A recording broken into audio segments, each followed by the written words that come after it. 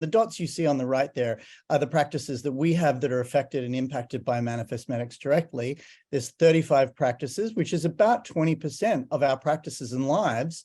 And that's almost 60,000 lives that Manifest is impacting directly, which impacts directly about $780 million worth of medical spend. That's a lot of, medical spend to work with, and it gives us a lot to play with in terms of, the 92 facility connections that we have with the MedEx team. So then double clicking even further down, well, what does that mean? Well, it means in practice behind the scenes that we get hundreds of thousands of messages from Manifest. Fortunately, I don't have to read them, but there are literally hundreds of thousands that come from Manifest MedEx and from our other providers.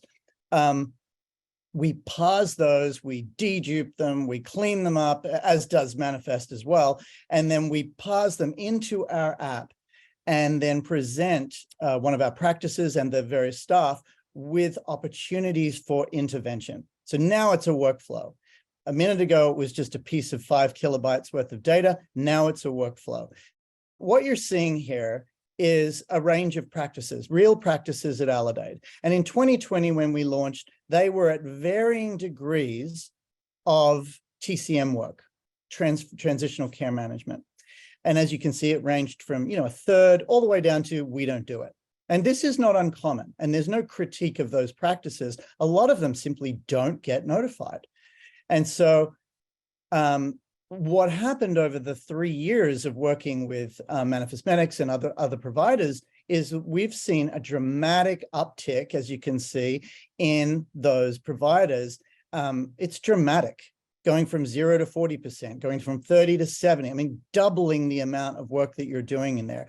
And so those red highlights, I'm going to double click on in a second, but we're seeing TCM improvements right across as the data improves, as our connectivity to Manifest improves, as Manifest brings on more of those facilities improves. Every time something improves, these numbers go up.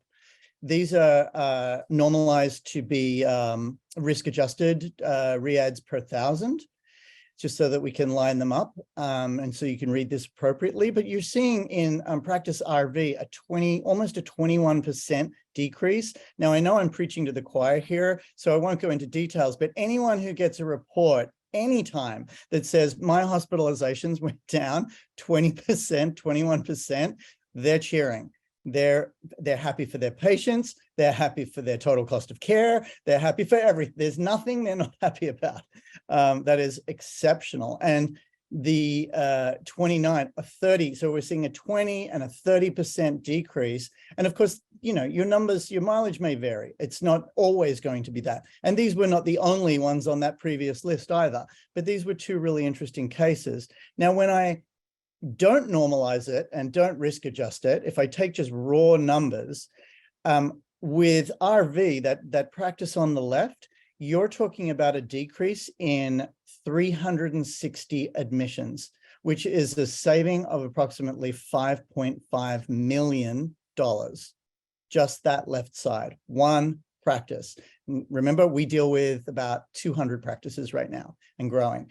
So one of that practices, 3 years work, $5.5 million. Boom. And that 360 lives, 360 admissions.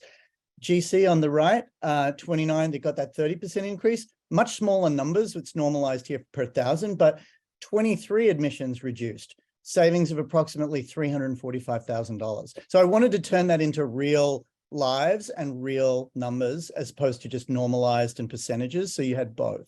Let's look at ED recurrence per 1,000. Again, this is normalized per 1,000, but you're seeing a 26% decrease in ED recurrence, so going back to the ED, of being a frequent flyer, of needing for that. Instead, they're going to their PCP, or they're going to, the right specialist that they need. They're not going to the ED. But, 15 and a half, like a 16 and a 26% increase because of that ADT data allowed us to utilize it.